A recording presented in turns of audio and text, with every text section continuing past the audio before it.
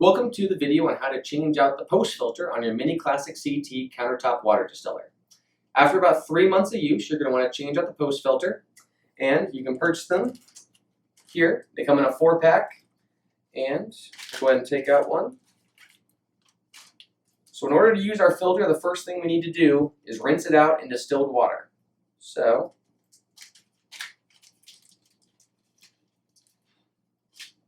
take out our filter.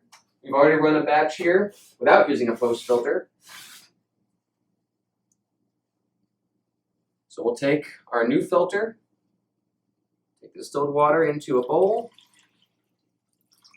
And what we want to do is we want to rinse this in distilled water and loosen up all the small carbon particles and get them out of there so that they're not getting into our distilled water when we're running the water through the filter. So we'll take it and just kind of mix it all around, kind of like a stress ball. Squeeze it, get it all kind of worked through. And you'll start to see a lot of kind of gray particles come out into the distilled water you're rinsing it in. You can kind of see it already getting into the water here. So once you've done this for about a minute or two, and you don't see any more kind of particles coming out of it,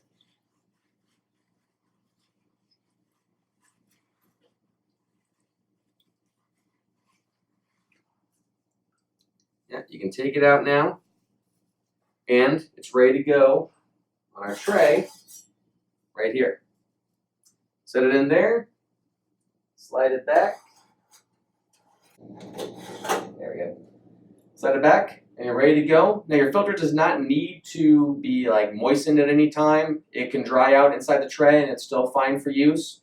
The big thing is that we've gotten rid of all the carbon particles in here that would have fallen into our distilled water jar during our normal batch. And after about 3 months of use, you'll go ahead and take that filter out, and you're ready to rinse out your next one and start it all over again.